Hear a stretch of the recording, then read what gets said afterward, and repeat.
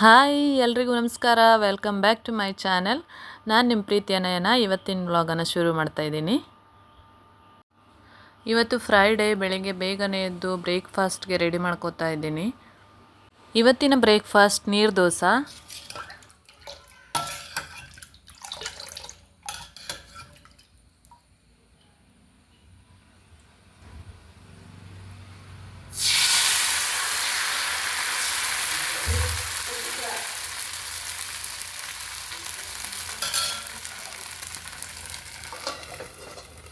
ನೀರು ದೋಸೆ ಯೂಶ್ವಲಿ ಎಲ್ರಿಗೂ ಇಷ್ಟ ಆಗುತ್ತೆ, ಹಾಗೆ ನನಗೂ ಕೂಡ ತುಂಬಾ ಇಷ್ಟ. ಸುಮು ಕೂಡ ತಿಂತಾನೆ, ಪರವಾಗಿಲ್ಲ. ಯೂಶ್ವಲಿ ಈ ನೀರು ದೋಸೆನ ಅಕ್ಕಿನ ಉಪಯೋಗಿಸಿ ಮಾಡಿದ್ರೆ ತುಂಬಾ ಟೇಸ್ಟ್ ಚೆನ್ನಾಗಿರುತ್ತೆ. ಹಾಗೆ ನಾನು ಬ್ರೇಕ್ಫಾಸ್ಟ್ಗೆ ನೀರು ದೋಸೆ ಮಾಡಿಬಿಟ್ಟು ಸುಮುಗೆ ಸ್ನ್ಯಾಕ್ ಬಾಕ್ಸ್ಗೆ ಏನಾದರೂ ಬೇರೆ ಮಾಡೋಣ ಅಂತ ಹೇಳಿಬಿಟ್ಟು ಸ್ವಲ್ಪ ಅಕ್ಕಿ ಹಿಟ್ಟಿಗೆ ಕಾಯಿ ತುರಿ ಮತ್ತು ಕ್ಯಾರೆಟನ್ನು ಸ್ವಲ್ಪ ತುರಿದ್ಬಿಟ್ಟು ಹಾಕಿ ಕಲಸಿ ಎತ್ತಿಟ್ಕೊಂಡಿದ್ದೀನಿ. ಇದನ್ನೇ ಚಿಕ್ಕದಾಗಿ ರೊಟ್ಟಿ ಥರ ತಟ್ಟಿಬಿಟ್ಟು ಹಾಗೆ ಪ್ಯಾನ್ ಮೇಲೆ ಸ್ವಲ್ಪ ಫ್ರೈ ಮಾಡಿಬಿಟ್ಟು ಚೆನ್ನಾಗಿ ಬೇಯಿಸಿ ಅವನಿಗೆ ಸ್ನ್ಯಾಕ್ ಬಾಕ್ಸ್ಗೆ ಹಾಕಿ ಕೊಡ್ತೀನಿ. ಇದಕ್ಕೆ ಬೇಕಿದ್ದರೆ ಈರುಳ್ಳಿ ಹಾಗೆ ಎಕ್ಸ್ಟ್ರಾ ಏನಾದರೂ ಸೊಪ್ಪಿದ್ರೆ ಹಾಕಿ ಅದನ್ನು ಸೇರಿಸಿ ಸ್ವಲ್ಪ ಅಂದರೆ ಮಸಾಲೆ, ಖಾರ ಪುಡಿ ಈ ಥರದ್ದೇನಾದರೂ ಹಾಕಿ ಕೂಡ ಮಾಡ್ಕೋಬೋದು, ಚೆನ್ನಾಗಿರುತ್ತೆ. ನಾನು ಇಷ್ಟೇ ಹಾಕ್ತಾಯಿದ್ದೀನಿ. ಅವನಿಗೆ ತುಂಬ ಮಸಾಲೆ ಆಗಿದ್ರೂ ಇಷ್ಟ ಆಗಲ್ಲ.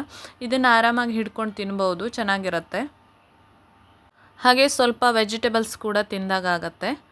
ಹಾಗೆ ನಾನು ಒಂದು ಪ್ಯಾನನ್ನು ಸ್ಟವ್ ಮೇಲೆ ಇಟ್ಬಿಟ್ಟು ಸ್ವಲ್ಪ ಆಯಿಲನ್ನು ಹಾಕ್ಕೊಂಡು ಆಮೇಲೆ ಈ ರೀತಿ ಈ ಪುಟಾಣಿ ರೊಟ್ಟಿನ ಒಂದೊಂದಾಗಿ ಎತ್ತಿಟ್ಕೊತಾ ಇದ್ದೀನಿ. ಚೆನ್ನಾಗಿ ಎರಡು ಕಡೆ ಬೇಯಿಸ್ಬಿಟ್ರೆ ಸ್ವಲ್ಪ ಕ್ರಿಸ್ಪಿಯಾಗಿರುತ್ತೆ. ಈಗಲೇ ತಿಂದರೆ ಒಂಥರ ಕ್ರಿಸ್ಪಿಯಾಗಿ ಚೆನ್ನಾಗಿರುತ್ತೆ. ಬಾಕ್ಸ್ಗೆ ಹಾಕಿದ್ರೆ ಪರವಾಗಿಲ್ಲ, ಸ್ವಲ್ಪ ಮೆತ್ತಗಾದರೂ ಟೇಸ್ಟ್ ಮಾತ್ರ ಚೆನ್ನಾಗಿರುತ್ತೆ. ಮಕ್ಕಳಿಗೆ ಡೈಲಿ ಒಂದೇ ಥರ ಅಂದರೂ ಕೂಡ ಬೋರ್ ಆಗುತ್ತೆ. ಅದಕ್ಕೆ ಸ್ವಲ್ಪ ಡಿಫ್ರೆಂಟಾಗಿ ಹೆಲ್ದಿಯಾಗಿ ಏನಾದರೂ ಟ್ರೈ ಮಾಡ್ತಾ ಇರ್ತೀನಿ. ಈ ರೀತಿ ಟ್ರೈ ಮಾಡಿದಾಗೆಲ್ಲ ನಿಮ್ಮ ಜೊತೆ ಶೇರ್ ಮಾಡ್ತೀನಿ ಬೇರೆ ಬೇರೆ ರೆಸಿಪಿನ, ಟೇಸ್ಟಿಯಾಗಿರೋದನ್ನು. ಹಾಗೆ ನಾನು ಮೇಲಿಂದನೂ ಸ್ವಲ್ಪ ಆಯಿಲನ್ನು ಈ ರೀತಿ ಸ್ಪ್ರೆಡ್ ಮಾಡಿಬಿಟ್ಟು ಎರಡೂ ಕಡೆ ಚೆನ್ನಾಗಿ ಬೇಯಿಸ್ಕೊತೀನಿ. ಒಂದು 2 to 3 ಮಿನಿಟ್ಸ್ ಎರಡೂ ಕಡೆ, ಅಂದರೆ ಟೋಟಲಿ 5 to 6 ಮಿನಿಟ್ಸ್ ಬೆಂದರೆ ಚೆನ್ನಾಗಿ ಬೇಯುತ್ತೆ. ಯಾಕಂದರೆ ನಾವು ತುಂಬ ತೆಳುವಾಗಿ ಲಟ್ಸ್ಕೊತೀವಲ್ಲ, ಅದಕ್ಕೆ ಚೆನ್ನಾಗಿ ಬೇಯುತ್ತೆ. ಒಂದು 5 ಮಿನಿಟ್ಸ್ ಬೆಂದರೆ ಸಾಕಾಗುತ್ತೆ, ಚೆನ್ನಾಗಿರುತ್ತೆ. ಟೇಸ್ಟ್ ಕೂಡ ಚೆನ್ನಾಗಿರುತ್ತೆ. ಮಕ್ಕಳಿಗೂ ಹಿಡ್ಕೊಂಡು ತಿನ್ನಲಿಕ್ಕೆ ಈಸಿ ಆಗುತ್ತೆ, ಇಷ್ಟನೂ ಆಗುತ್ತೆ. ನೀವು ಕೂಡ ಈ ರೀತಿ ಒಂದ್ಸಲ ಟ್ರೈ ಮಾಡಿ. ತುಂಬ ಜನ ಮಾಮ್ಸ್ ಆಲ್ರೆಡಿ ಟ್ರೈ ಮಾಡಿರ್ತಾರೆ ಬೇರೆ ಬೇರೆ ರೆಸಿಪಿನ. ಅದೇ ಕೆಲಸ ಅಲ್ವಾ ಮಾಮ್ಸ್ಗೆ, ಮಕ್ಕಳಿಗೆ ಏನಪ್ಪ ಹೊಸದಾಗಿ ರೆಡಿ ಮಾಡಿಕೊಡೋದು ಅಂತ. ಹಾಗೆ ಒಂದು ಸ್ನ್ಯಾಕ್ ಬಾಕ್ಸ್ ಕೂಡ ರೆಡಿ ಆಯಿತು ಫ್ರೆಂಡ್ಸ್. ಅದೇ ಒಂದು 4 ಚಿಕ್ಕ ರೊಟ್ಟಿ ಹಾಕಿದ್ದೀನಿ, 3 to 4 ಹಾಕ್ಬೋದು. ಹಾಗೆ ಒಂದು ಅದೇ ನಾನು ಆಲ್ರೆಡಿ ತೋರಿಸಿದ್ದೆ ನಿಮಗೆ, ಹೆಸರು ಕಾಳಿನ ಬರ್ಫಿ, ಹಾಗೆ ಒಂದು ಖರ್ಜೂರ ಕೊಟ್ಟಿದ್ದೀನಿ. ನಾವು ಸುಮುಕ್ನ ಸ್ಕೂಲಿಗೆ ಬಿಟ್ಬಿಟ್ಟು ಸೈಟ್ ಹತ್ರ ಬಂದಿದ್ದೀವಿ. ನಾನು ಒಂದು 2 days ಹಿಂದಿನ ವ್ಲಾಗಲ್ಲಿ ನಿಮಗೆ ಬದನೆ ಗಿಡನ ನೆಟ್ಟಿರೋದನ್ನು ತೋರಿಸಿದ್ದೆ. ಅದಕ್ಕೆ ಗೊಬ್ಬರ ಏನೂ ಹಾಕಿರಲಿಲ್ಲ. ಅದಕ್ಕೆ ಇವತ್ತು ಸ್ವಲ್ಪ ಕೆಲಸ ಮಾಡೋಣ ಅಂದ್ಬಿಟ್ಟು ಈಗ ಇಲ್ಲಿ ಬಂದು ಸ್ವಲ್ಪ ಅದಕ್ಕೆಲ್ಲ ಗೊಬ್ಬರ ಹಾಕ್ತಾಯಿದ್ದೀನಿ.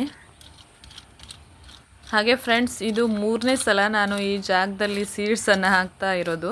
ಬೆಂಡೆಕಾಯಿ ಬೀಜ ಹಾಕಿದ್ದೆ ಲಾಸ್ಟ್ ಟೈಮು, 2 ಸಲ ಹಾಕಿದೆ, ಎರಡೂ ಕೂಡ ಜರ್ಮಿನೇಟ್ ಆಗಿಲ್ಲ. ಈಗ 3ನೇ ಸಲ ಅಣ್ಣ ತಂದು ಕೊಟ್ಟಿದ್ದ ಸ್ವಲ್ಪ ಬೀಜ, ಅದನ್ನು ಹಾಕೋಣ ಅಂತೇಳ್ಬಿಟ್ಟು ಇಲ್ಲಿ ಸ್ವಲ್ಪ ಈ ರೀತಿ ಏನಿದು ಗಾರ್ಡನ್ ಟೂಲ್ ಇರತ್ತಲ್ವ, ಅದರಿಂದ ಮಣ್ಣನ್ನೆಲ್ಲ ಸ್ವಲ್ಪ ಈ ರೀತಿ ಕೆದರ್ಕೋತಾ ಇದ್ದೀನಿ. ಅಂದರೆ ಸ್ವಲ್ಪ ಲೂಸ್ ಮಾಡ್ಕೋತಾ ಇದ್ದೀನಿ. ಆಲ್ರೆಡಿ ಲೂಸ್ ಮಾಡಿರೋದೇ ಆಗಿತ್ತು, ಬಟ್ ಅದ್ರ ಮೇಲೆಲ್ಲ ಸ್ವಲ್ಪ ನಡೆದಾಡಿ ಅಲ್ಲೇ ಗಟ್ಟಿಯಾಗಿಬಿಟ್ಟಿದೆ. ಅದಕ್ಕೋಸ್ಕರ ಸ್ವಲ್ಪ ಲೂಸ್ ಮಾಡಿಕೊಂಡು ಅದ್ರ ಮೇಲೆ ಅಣ್ಣ ಕೊಟ್ಟಿರೋ ಸೀಡ್ಸನ್ನು, ಬೆಂಡೆಕಾಯಿದು ಸೀಡ್ಸ್ ಇದೆ ಸ್ವಲ್ಪ, ಹಾಗೆ ಒಂದು 2 to 3 ಏನೋ ಹೀರೆಕಾಯಿ ಸೀಡ್ ಕೂಡ ಇದೆ. ಹಾಕೊಳ್ಳೋಣ, ಈ ಸಲ ಬರುತ್ತಾ ನೋಡೋಣ ಅಂತೇಳ್ಬಿಟ್ಟು ನಾನು ಈ ರೀತಿ ರೆಡಿ ಮಾಡ್ಕೋತಾ ಇದ್ದೀನಿ. ಮರಳಿ ಯತ್ನವ ಮಾಡು ಅಂತ ಹೇಳ್ತಾರಲ್ವ, ಅದೇ ಥರ. ಅದು ಬರ್ತಾ ಇಲ್ಲ, ನಾನು ಬಿಡ್ತಾ ಇಲ್ಲ ಅನ್ನೋ ಥರ ಆಗಿದೆ ನನ್ನ ಕತೆ. ನೋಡೋಣ, ಈ ಸಲನಾದರೂ ಬರಲಿ ಅಂತ ದೇವ್ರ ಹತ್ರ ಕೇಳ್ಕೊಳ್ಳೋಣ. ಹಾಗೆ ನಾನು ಮಣ್ಣನ್ನು ಸ್ವಲ್ಪ ಲೂಸ್ ಮಾಡಿಬಿಟ್ಟು ಮೇಲಿಂದ ಸ್ವಲ್ಪ ಗೊಬ್ಬರನ ಹಾಕೋತಾ ಇದ್ದೀನಿ. ಹಾಗೆ ಇದು ಆರ್ಗ್ಯಾನಿಕ್ ಎರೆಹುಳು ಗೊಬ್ಬರ ಫ್ರೆಂಡ್ಸ್, ಮತ್ತು ಬೇರೆ ಯಾವುದು ಕೆಮಿಕಲ್ ಗೊಬ್ಬರ ಅಲ್ಲ. ನೋಡಿ ಇಷ್ಟು ಸೀಡ್ಸ್ ಇದೆ ಈಗ ನನ್ನ ಹತ್ರ. ಅಕಸ್ಮಾತ್ ಇದು ಬಂದಿಲ್ಲ ಅಂದ್ರೆ ಬೇರೆ ಸೀಡ್ಸ್ ಇದೆ, ಅಂದರೆ ಅಲಸಂದೆ ಸೀಡ್ಸ್ ಇದೆ, ಅದನ್ನಾದರೂ ಹಾಕ್ತೀನಿ. ಅದು ಬಂದೇ ಬರುತ್ತೆ, ಯಾಕಂದರೆ ನಾನೇ ಮಾಡ್ಕೊಂಡಿರೋದು. ಅದು ಲಾಸ್ಟ್ ಟೈಮ್ ಅಲಸಂದೆ ಆದವಾಗ ಎತ್ತಿಟ್ಕೊಂಡಿರೋ ಸೀಡ್ಸ್ ಇದೆ, ಅದನ್ನು ಹಾಕೋಣ ಅಂದ್ಕೊಂಡಿದ್ದೀನಿ. ಈಗ ಒಂದೊಂದೇ ಸ್ವಲ್ಪ ಗ್ಯಾಪ್ ಬಿಟ್ಟು ಒಂದೊಂದು ಫೂಟ್ ಆಗೋಷ್ಟು ಗ್ಯಾಪ್ ಬಿಟ್ಟು ಹಾಕ್ತಾ ಇದ್ದೀನಿ. ಒಂದು 12 ಏನೋ ಇದೆ ಅನಿಸುತ್ತೆ, 12 ಸೀಡ್ಸ್ ಇದೆ ಬೆಂಡೆಕಾಯಿ. ಹಾಗೆ 3 ಹೀರೆಕಾಯಿ ಸೀಡ್ಸ್ ಇದೆ, ಅದನ್ನು ಅಲ್ಲೇ ಹಾಕೋತೀನಿ. ನೋಡೋಣ ಬಂದ ಮೇಲೆ ಏನು ಮಾಡೋಣ, ಅದಕ್ಕೆ ಬೇರೆ ವ್ಯವಸ್ಥೆ ಮಾಡಬೇಕಲ್ವ ಹಬ್ಬ ಹೋಗೋದಕ್ಕೆ ಬಳ್ಳಿ ಎಲ್ಲ. ಹಾಗೆ ಈ ಕೆಲಸ ಎಲ್ಲ ಮುಗಿಸ್ಬಿಟ್ಟು ನಾನು ಮನೆಗೆ ಹೋಗಿ ಅಡುಗೆ ಎಲ್ಲ ಮಾಡಿ ಆಮೇಲೆ ಸುಮುಖನ ಸ್ಕೂಲಿಂದ ಕರ್ಕೊಂಡು ಬರಬೇಕು. ನಿಮಗೆ ಇವತ್ತು ಮಧ್ಯಾಹ್ನದವರೆಗೂ ಏನೆಲ್ಲ ಮಾಡ್ತೀನಿ ನಾನು ಅನ್ನೋ ಒಂದು ರೊಟೀನನ್ನು ಶೇರ್ ಮಾಡ್ಕೊತಾ ಇದ್ದೀನಿ. ಹಾಗೆ ಆ ದಿನ ತೋರಿಸಿದ್ನಲ್ವ ಚಿಕ್ಕದಿತ್ತು, ಈಗ ಸ್ವಲ್ಪ ದೊಡ್ಡದಾಗಿದೆ ಹೀರೆಕಾಯಿ. ಒಂದು ಸಲ ಮತ್ತೇನಿದೆ ಅಂತ ತೋರಿಸ್ತೀನಿ. ಆ್ಯಕ್ಚುಲಿ ಇನ್ನೂ ನಮ್ಮ ಸೈಟನ್ನು ಸ್ವಲ್ಪ ಕ್ಲೀನ್ ಮಾಡೋದಿದೆ, ತುಂಬ ಹುಲ್ಲು ಬೆಳ್ಕೊಂಡಿದೆ. ಅದೆಲ್ಲ ಆದಮೇಲೆ ನೀಟಾಗಿ ತೋರಿಸ್ತೀನಿ. ನೋಡಿ ಇಲ್ಲೊಂದು ಪೇರಳೆ ಗಿಡ ಇದೆ, ಇದು ಒಂದು ಕಾಯಿ ಸ್ವಲ್ಪ ದೊಡ್ಡದಾಗಿದೆ ನೋಡಿ. ಹಾಗೆ ಇನ್ನೊಂದೆರಡು ಚಿಕ್ಕ ಚಿಕ್ಕ ಕಾಯಿ ಬಿಟ್ಕೊಂಡಿದೆ, ನೋಡಬೇಕು ಇದು ಯಾವಾಗ ಕಾಯಿ ದೊಡ್ಡದಾಗಿ ಹಣ್ಣಾಗತ್ತೆ ಅಂತ. ಇಲ್ಲಿ ನೋಡಿ ನುಗ್ಗೆ ಗಿಡ ಎಲ್ಲ ಮಂಗ ಬಂದು ತಿಂದ್ಕೊಂಡು ಹೋಗಾಗಿದೆ. ಹಾಗೆ ಮನೆಗೆ ಬಂದುಬಿಟ್ಟು ಫ್ರೆಂಡ್ಸ್ ಅಡುಗೆಗೋಸ್ಕರ ತರಕಾರಿನ ಹೆಚ್ಕೊತಾ ಇದ್ದೀನಿ.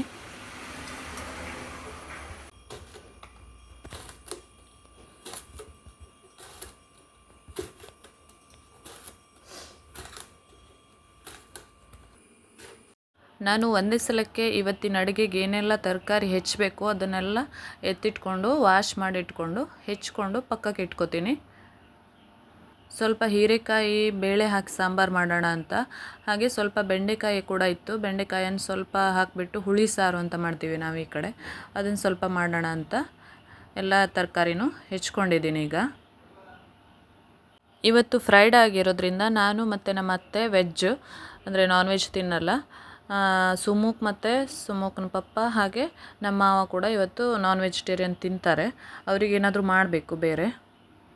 ಯೂಶ್ವಲಿ ನಾನು ಈ ಥರ ಮೆಟ್ಕತ್ತಿನಲ್ಲೇ ಹೆಚ್ಚೋದು, ಯಾಕಂದರೆ ಕೂತ್ಕೊಂಡು ಹೆಚ್ಬೋದು. ಏನಿದೆ ತರಕಾರಿ ಎಲ್ಲ ಒಟ್ಟಿಗೆ ಹೆಚ್ಕೊಂಡು ಆಮೇಲೆ ಒಂದೊಂದಾಗಿ ರೆಸಿಪಿನ ಸ್ಟಾರ್ಟ್ ಮಾಡ್ತೀನಿ. ಇಲ್ಲಿ ನೋಡಿ ಈ ಕಡೆ ಬೆಂಡೆಕಾಯಿ ಮತ್ತು ಈರುಳ್ಳಿನ ಬೇಯಿಸ್ಕೊತಾ ಇದ್ದೀನಿ, ಸ್ವಲ್ಪ ಆಯಿಲ್ ಹಾಕಿ ಫ್ರೈ ಮಾಡ್ಕೊತಾ ಇದ್ದೀನಿ ಫಸ್ಟು. ಹಾಗೆ ಇನ್ನೊಂದು ಕಡೆ ಈರುಳ್ಳಿ, ಸ್ವಲ್ಪ ಟೊಮೆಟೊ ಹಾಗೆ ಹೀರೆಕಾಯನ್ನು ಕೂಡ ಒಂದು ಒಗ್ಗರಣೆ ಹಾಕಿಬಿಟ್ಟು ಆಯಿಲ್ ಹಾಕಿ ಫ್ರೈ ಮಾಡ್ತಾಯಿದ್ದೀನಿ. ಆಮೇಲೆ ಸ್ವಲ್ಪ ಫ್ರೈ ಆದಮೇಲೆ ಸ್ವಲ್ಪ ನೀರು ಹಾಕ್ಕೊಂಡಿದ್ದೀನಿ ಹೀರೆಕಾಯಿ ಸಾಂಬಾರಿಗೆ. ಇದು ಬೆಂಡೆಕಾಯಿಗೇನು ನೀರು ಹಾಕ್ಕೊಂಡಿಲ್ಲ. ಹಾಗೆ ಸ್ವಲ್ಪ ಕಾಯಿ ಕೂಡ ತುರ್ಕೋತಾ ಇದ್ದೀನಿ. ಈಗ ಹೀರೆಕಾಯಿ ಸಾಂಬಾರಿಗೆ ಈಗ ಸ್ವಲ್ಪ ಮಸಾಲೆ ರೆಡಿ ಮಾಡ್ಕೊಳ್ಳೋದಕ್ಕೆ ಕಾಯಿ ತುರ್ಕೊಂಡಿದ್ದೀನಿ. ಬೆಂಡೆಕಾಯಿಗೆ ನಿನ್ನೆ ಮಾಡಿರೋ ಸ್ವಲ್ಪ ಹುಳಿ ಮಸಾಲೆ ರೆಡಿ ಇತ್ತು, ಅದನ್ನೇ ಹಾಕಿ ಸ್ವಲ್ಪ ಉಪ್ಪು ಹಾಕಿ ಕುದಿಸ್ತಾ ಇದ್ದೀನಿ. ಇಷ್ಟೇ, ಇದಕ್ಕೆ ಮತ್ತೇನು ಮಾಡಲ್ಲ. ಚೆನ್ನಾಗಿರುತ್ತೆ, ಸ್ವಲ್ಪ ನಾನ್ ವೆಜಿಟೇರಿಯನ್ ಟೇಸ್ಟ್ ಕೊಡುತ್ತೆ ಅದು, ಅಂದರೆ ಫಿಶ್ ಕರಿ ಥರ ಇರುತ್ತೆ. ಹಾಗೆ ಈ ಕಡೆ ನೋಡಿ ಫ್ರೆಂಡ್ಸ್, ಹೀರೆಕಾಯಿ ಅರ್ಧ ಬೆಂದಾಗಿದೆ. ಸಾಂಬಾರು ಮಾಡೋದಕ್ಕೆ ನಾನಿಲ್ಲಿ ಸ್ವಲ್ಪ ಮಸಾಲೆ ಹುರ್ಕೋತಾ ಇದ್ದೀನಿ. ಒಂದು ದೊಡ್ಡ ಚಮಚದಲ್ಲಿ ಕೊತ್ತಂಬರಿ ಕಾಳು, ಹಾಗೆ ಸ್ವಲ್ಪ ಒಂದು 1/2 ಸ್ಪೂನ್ ಆಗೋಷ್ಟು ಉದ್ದಿನಬೇಳೆ, ಒಂದು 1/2 ಸ್ಪೂನ್ ಜೀರಿಗೆ, ಸ್ವಲ್ಪ ಒಂದು 4-5 ಮೆಂತ್ಯ ಕಾಳು, ಒಣಮೆಣಸು ಮತ್ತು ಒಂದು ಕಡ್ಡಿಯಷ್ಟು ಕರಿಬೇವು ಎಲೆಯನ್ನು ತೊಗೊಂಡಿದ್ದೀನಿ. ಇದಿಷ್ಟೇ. ಸ್ವಲ್ಪ ಹಿಂಗೆ ಹಾಕ್ಕೋಬೋದು. ಬೇರೆ ಬೇರೆ ಸಾಂಬಾರಿಗೆ ಬೇರೆ ಬೇರೆ ಸ್ವಲ್ಪ ವೇರಿಯೇಷನ್ ಮಾಡಿ ನಾವು ಮಸಾಲೆನ ಹಾಕೋತೀವಿ. ಯೂಶ್ವಲಿ ಈ ಥರ ಮಸಾಲೆನ ಆಗಿಂದಾಗೆ ಹುರಿದ್ಬಿಟ್ಟು ರುಬ್ಬಿದ್ರೆ ತುಂಬಾ ಚೆನ್ನಾಗಿರುತ್ತೆ ಸಾಂಬಾರು ಪೌಡ್ರ್ ಹಾಕೋದಕ್ಕಿಂತ. ಯೂಶ್ವಲಿ ನಮ್ಮ ಕಡೆ ಇದೇ ಥರ ಸಾಂಬಾರು ಮಾಡೋದು. ದೇವಸ್ಥಾನಗಳಲ್ಲೆಲ್ಲ ಸಾಂಬಾರು ಇರುತ್ತಲ್ವ, ಅದೇ ಥರ ಟೇಸ್ಟ್ ಬರುತ್ತೆ. ಇದು ತುಂಬ ಚೆನ್ನಾಗಿರುತ್ತೆ. ಸ್ವಲ್ಪ ಬೆಲ್ಲ ಹಾಕಿ ಮಾಡೋದು ಇದು ಸಾಂಬಾರು. ನೀವು ಒಂದು ಸಲ ಟ್ರೈ ಮಾಡಿ. ಇದಕ್ಕೆ ನಾನು ಆಲ್ರೆಡಿ ಬೇಯಿಸ್ಕೊಂಡಿರೋ ಬೇಳೆ ಹಾಕೋತಾ ಇದ್ದೀನಿ. ಹಾಕ್ಕೊಂಡು ಇನ್ನೊಂದು ಸ್ವಲ್ಪ ಕುಕ್ ಮಾಡ್ಕೊತೀನಿ. ಎಲ್ಲ ಚೆನ್ನಾಗಿ ಕುದಿಬೇಕು. ಕುದ್ಮೇಲೆ ನಾನು ಕಾಯಿ ತುರಿ ಇಟ್ಕೊಂಡಿದ್ನಲ್ವ, ಕಾಯಿ ತುರಿ ಹಾಗೆ ಹುರಿದಿಟ್ಕೊಂಡಿರೋ ಮಸಾಲ, ಸ್ವಲ್ಪ ಹುಣಸೆ ಹಣ್ಣು ಹಾಕಿ ರುಬ್ಕೋತೀನಿ. ಹಾಗೆ ಫ್ರೆಂಡ್ಸ್, ಈ ಮಸಾಲ ತುಂಬ ನುಣ್ಣಗಾಗಬೇಕು ಅಂತೇನಿಲ್ಲ, ಸ್ವಲ್ಪ ತರ್ತರಿ ಆಗಿದ್ರೂ ಚೆನ್ನಾಗೇ ಇರುತ್ತೆ ಟೇಸ್ಟು. ಹಾಗೆ ಒಂದು ಚೂರು ಇದು ಅರಿಶಿನ ಪುಡಿನ ಸೇರಿಸ್ಕೊತಾ ಇದ್ದೀನಿ, ಟರ್ಮರಿಕ್ ಪೌಡರನ್ನು ಇದಕ್ಕೆ. ಫ್ರೆಂಡ್ಸ್, ನೀವು ಕೂಡ ಒಂದು ಸಲ ಈ ರೀತಿ ಟ್ರೈ ಮಾಡಿ, ತುಂಬಾ ಚೆನ್ನಾಗಿರುತ್ತೆ ಸಾಂಬಾರು ಟೇಸ್ಟ್ ಮಾತ್ರ. ಹೀರೆಕಾಯಿ ಅಂತೂ ಸಾಂಬಾರಲ್ಲಿ ಇರೋ ಹೀರೆಕಾಯಿ ನಂಗೆ ತುಂಬಾ ಇಷ್ಟ ಆಗುತ್ತೆ ಪಲ್ಯ ಮಾಡೋದಕ್ಕಿಂತ. ಈಗ 3/4 ಭಾಗ ಬೆಂದಿದೆ. ಬೆಂದ ಮೇಲೆ ರುಬ್ಬಿಟ್ಕೊಂಡಿರೋವಂಥ ಮಸಾಲೆನ ಇದಕ್ಕೆ ಆ್ಯಡ್ ಮಾಡೋದು. ಆ್ಯಡ್ ಮಾಡಿ ಚೆನ್ನಾಗಿ ಕುದಿಬೇಕು. ಒಂದು 5 ಮಿನಿಟ್ಸ್ ಆದರೂ ಚೆನ್ನಾಗಿ ಕುದ್ದ ಮೇಲೆ ಸಾಂಬಾರು ಗಟ್ಟಿ ಕೂಡ ಆಗುತ್ತೆ. ಬೇಕೆಂದರೆ ಸ್ವಲ್ಪ ನೀರು ಕೂಡ ಹಾಕೋಬೋದು ನೀವು. ಹಾಗೆ ಈ ಸಾಂಬಾರನ್ನ ಸೀಕ್ರೆಟ್ ಇಂಗ್ರೀಡಿಯೆಂಟ್ ಬೆಲ್ಲ ಒಂಚೂರು ಹಾಕೋತಾ ಇದ್ದೀನಿ. ಸ್ವಲ್ಪ ಉಪ್ಪು ನೋಡ್ಕೊಂಡು ಹಾಕ್ಕೊಳ್ಳಿ. ಬೇಳೆಗೆ ಮತ್ತು ಸ್ಟಾರ್ಟಿಂಗಲ್ಲೆಲ್ಲ ಸ್ವಲ್ಪ ಉಪ್ಪು ಹಾಕಿದ್ದೆ ನಾನು. ಇಷ್ಟು ಮಾಡಿದ್ರೆ ಸೂಪರಾಗಿರೋ ಸಾಂಬಾರು ರೆಡಿ ಆಗೋಯಿತು. ಹಾಗೆ ನಾನ್ ವೆಜಿಟೇರಿಯನ್ಸ್ಗೆ ಏನಾದರೂ ಮಾಡಬೇಕಲ್ವಾ, ಸ್ವಲ್ಪ ಪ್ರೌನ್ಸ್ ಇತ್ತು, ಅದನ್ನೇ ಕ್ಲೀನ್ ಮಾಡ್ಕೊತಾ ಇದ್ದೀನಿ. ಕ್ಲೀನ್ ಮಾಡಿಕೊಂಡು ಅದಕ್ಕೆ ನಾನು ಕೆಲವೊಂದಿಷ್ಟು ಮಸಾಲೆನ ಆ್ಯಡ್ ಮಾಡ್ತಾ ಇದ್ದೀನಿ. ಅಂದರೆ ಸ್ವಲ್ಪ ಪ್ರೌನ್ಸ್ ಫ್ರೈ ಮಾಡೋಣ, ಫ್ರೈ ಥರ ಅಂದರೆ ಪಾಪ್ಕಾರ್ನ್ ಥರ ಮಾಡೋಣ ಅಂತೇಳ್ಬಿಟ್ಟು. ಈ ರೆಸಿಪಿನ ಫ್ರೆಂಡ್ಸ್ ನಾನು ಆಲ್ರೆಡಿ ಚಾನಲಲ್ಲಿ ಅಪ್ಲೋಡ್ ಮಾಡಿದ್ದೀನಿ. ಈ ಏನು ರೆಸಿಪಿ ಇದೆ ಅಲ್ವಾ, ಇದು ಟೇಸ್ಟ್ ಮಾತ್ರ ತುಂಬಾ ಚೆನ್ನಾಗಿರುತ್ತೆ ಮತ್ತು ಮಕ್ಕಳು ಕೂಡ ಇಷ್ಟಪಟ್ಟು ತಿಂತಾರೆ. ಅಂದರೆ ಒಂಥರ ಅವರಿಗೆ ಸ್ನ್ಯಾಕ್ ತಿಂತರ ಫೀಲ್ ಆಗುತ್ತೆ. ನಾನ್ ವೆಜಿಟೇರಿಯನ್ ಅನ್ನೋ ಫೀಲ್ ಬರಲ್ಲ. ನಾನು ಡೀಟೇಲಾಗಿ ಈ ರೆಸಿಪಿನ ಹಾಕಿದ್ದೀನಿ, ನೀವು ಅಲ್ಲಿ ಹೋಗಿ ನೋಡ್ಬೋದು, ಚೆಕ್ ಮಾಡ್ಬೋದು. ಬೇಕು ಅಂದರೆ ಡಿಸ್ಕ್ರಿಪ್ಷನಲ್ಲಿ ಲಿಂಕನ್ನು ಹಾಕಿರ್ತೀನಿ ಫ್ರೆಂಡ್ಸ್, ಇಲ್ಲ ಟ್ಯಾಗ್ ಮಾಡೋಕ್ಕಾದರೆ ಮಾಡ್ತೀನಿ. ಇವತ್ತೇನು ಮಾಡ್ತಾ ಇದ್ದೀನಿ ಅನ್ನೋದನ್ನು ನಾನು ಈಗ ಜಸ್ಟ್ ಇದರಲ್ಲಿ ಶಾರ್ಟ್ ಕ್ಲಿಪ್ ಹಾಕಿ ತೋರಿಸ್ತಾ ಇದ್ದೀನಿ.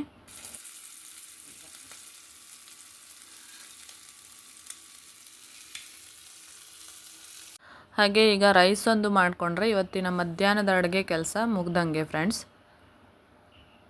ಹಾಗೆ ನಮಗೆ ನಾನ್ ವೆಜ್ ತಿಂದೇ ಇರೋರಿಗೆ ಏನಾದರೂ ಸೈಡ್ ಡಿಶ್ ಮಾಡ್ಕೋಬೇಕು. ಉಪ್ಪಿನಕಾಯಿ ಹಪ್ಪಳ ಏನಾದರೂ ಇರುತ್ತೆ, ಅದ್ರ ಜೊತೆಗೆ ಸೌತೆಕಾಯಿ ಕಟ್ ಮಾಡಿಕೊಂಡ್ರು ಸಾಕು. ಹಾಗೆ ಫ್ರೆಂಡ್ಸ್, ಇದು ಮಾತ್ರ ಮಸ್ಟ್ ಟ್ರೈ ರೆಸಿಪಿ. ನೀವು ನಿಮ್ಮ ಮಕ್ಳಿಗೆ ಮಾಡಿಕೊಡಿ, ತುಂಬ ಇಷ್ಟಪಟ್ಟು ತಿಂತಾರೆ. ಅಂದರೆ ಇದು ಒಂಥರ ಸ್ಮೆಲ್ ಇರುತ್ತಲ್ವ ಪ್ರೌನ್ಸಿಗೆ, ಆ ಸ್ಮೆಲ್ಲೇ ಇರಲ್ಲ, ಅಷ್ಟು ಚೆನ್ನಾಗಿ ಟೇಸ್ಟ್ ಬರುತ್ತೆ ನಾವು ಇದಕ್ಕೆ ಹಾಕೋ ಇಂಗ್ರೀಡಿಯೆಂಟ್ಸಿಂದ. ಹಾಗೆ ಈ ರೀತಿ ಫ್ರೈ ಮಾಡೋದ್ರಿಂದ ಅಂದರೆ ನಾನ್ ವೆಜ್ ಅನ್ನೋ ಥರ ಫೀಲೇ ಆಗಲ್ಲ, ಏನೋ ಒಂಥರ ಸ್ನ್ಯಾಕ್ ಥರ ಇರುತ್ತೆ, ಅಷ್ಟು ಚೆನ್ನಾಗಿರುತ್ತೆ. ಇದನ್ನು ಕೂಡ ರೆಡಿ ಮಾಡಿ ಎತ್ಕೊಂಡಿಡ್ತಾ ಇದ್ದೀನಿ. ಹಾಗೆ ನಾನೊಂದು ಹೊಸ ಪ್ರಾಡಕ್ಟ್ ತೊಗೊಂಡಿದ್ದೀನಿ. ಇದನ್ನು ಸುಮ್ಮಕ್ಕೆ ಬೇಕು ಅಂತ ಇದ್ದ, ಯಾಕಂದರೆ ಅವನಿಗೆ ಟೀಚರ್ ಆಟ ಆಡೋದು ಅಂದರೆ ತುಂಬ ಇಷ್ಟ. ಅವನು ಅಜ್ಜಿ ಜೊತೆ ಆಟ ಆಡ್ತಾನೆ. ಅಂದರೆ ಅವನು ಟೀಚರು, ಅಜ್ಜಿ ಸ್ಟೂಡೆಂಟು ಆ ಥರ. ಇದನ್ನು ತಂದರೆ ಯೂಸ್ ಆಗುತ್ತೆ. ಅಂದರೆ ಅವನು ABCD ಬರೆಯೋದಿರಲಿ, 1 2 3 ಅಥವಾ ಏನೇ ಒಂದು ಪ್ರಾಕ್ಟೀಸ್ ಮಾಡೋದಿದ್ರು ಅದರಲ್ಲಿ ಪ್ರಾಕ್ಟೀಸ್ ಮಾಡ್ದಂಗೂ ಆಗುತ್ತೆ, ಆಟ ಆಡ್ದಂಗೂ ಆಗುತ್ತೆ ಅಂತ ಹೇಳಿಬಿಟ್ಟು ನಾವು ತರಿಸಿದ್ದೀವಿ. ಎಷ್ಟೋ ಒಂದು 1950 1000 ಅಷ್ಟೇ ಇರಬೇಕು ಅದಕ್ಕೆ ಅಮೌಂಟು. ನೋಡಿ ಹೇಗೆ ಎಷ್ಟು ಚೆನ್ನಾಗಿ ಎಂಜಾಯ್ ಮಾಡ್ತಾ ಇದ್ದಾನೆ. ಸ್ಟಾರ್ಟಿಂಗ್ ಎಂಜಾಯ್ ಮಾಡ್ತಾರೆ ಮಕ್ಕಳು, ಹೊಸ ಆಟದ ಸಾಮಾನು ಕಂಡ ತಕ್ಷಣ ಅಥವಾ ಹೊಸ ಯಾವುದಾದ್ರೂ ಪ್ರಾಡಕ್ಟ್ ಕಂಡ ತಕ್ಷಣ. ನೋಡಬೇಕು ಎಷ್ಟು ಯೂಸ್ ಆಗುತ್ತೆ ಅಂತ. ಹಾಗೆ ಪ್ರಾಡಕ್ಟ್ ಕೂಡ ತುಂಬಾ ಚೆನ್ನಾಗಿದೆ. ಇದು ನೀವು ಅಂದರೆ ಹೇಳಿ, ನಾನು ಡಿಸ್ಕ್ರಿಪ್ಷನಲ್ಲಿ ಲಿಂಕನ್ನು ಹಾಕಿರ್ತೀನಿ. ಮಕ್ಕಳಿಗೆ ನೀವು ತಗೊಂಡ್ರೆ ವರ್ತ್ ಅಂತ ಅನಿಸುತ್ತೆ. ಯಾಕಂದರೆ ನಾವು ಅವ್ರಿಗೆ ಕಷ್ಟಪಟ್ಟು ಬರೀರಿ, ಓದಿ, ಪ್ರಾಕ್ಟೀಸ್ ಮಾಡಿ ಅಂತ ಹೇಳೋ ಅವಶ್ಯಕತೆ ಇರಲ್ಲ. ಹೇಗಾದರೂ ಒಟ್ಟಿನಲ್ಲಿ ಸ್ವಲ್ಪ ಬರೆದ್ರೆ ನಮಗೂ ಖುಷಿ ಅಲ್ವಾ. ಬರೆದ್ರೆ ಆಯಿತು, ಪ್ರಾಕ್ಟೀಸ್ ಆದಂಗೆ ಆಗತ್ತೆ. ಬುಕ್ ಮೇಲೆ ಬರಿಬೇಕು ಅಂತ ಇಲ್ಲ, ಒಂದು ಸಲ ಅಪರೂಪಕ್ಕೆ ಬುಕ್ ಮೇಲೆ ಬರೆಸಿದ್ರೆ ಅವರಿಗೂ ಕೂಡ ಅಷ್ಟು ಬೋರ್ ಆಗಲ್ಲ ಬರೆಯೋದು. ಹಾಗೆ ಇದ್ರ ಜೊತೆಗೆ ಈ ರೀತಿ ABCD ಅಂದರೆ ಮ್ಯಾಗ್ನೆಟ್ ಇರೋದನ್ನು ಕೊಟ್ಟಿದ್ದಾರೆ, ಸಾಲಾಗಿ ಜೋಡಿಸ್ಬೋದು. ಹಾಗೆ ಕೆಲವೊಂದು ಅಂದರೆ ಬೋರ್ಡ್ ಥರ ಕೊಟ್ಟಿದ್ದಾರೆ. ಈ ರೀತಿ ಮಕ್ಕಳಿಗೆ ಡೋಂಟ್ ಟಾಕ್ ಆ ಥರ ಡಿಫ್ರೆಂಟ್ ಬೋರ್ಡ್ ಇದೆ, ಚಿಕ್ಕ ಚಿಕ್ಕದು. ಹಾಗೆ ಏನಾದರೂ ಬರೆಯೋದಕ್ಕೆ ಒಂದು ಬ್ಲ್ಯಾಂಕ್ ಬೋರ್ಡ್ ಥರ ಕೊಟ್ಟಿದ್ದಾರೆ. ಇದು ವೈಟ್ ಬೋರ್ಡ್ ಮತ್ತು ಬ್ಲ್ಯಾಕ್ ಬೋರ್ಡ್ ಎರಡೂ ಇದೆ, ನೀವು ಎರಡು ಥರನೂ ಯೂಸ್ ಮಾಡ್ಕೋಬೋದು.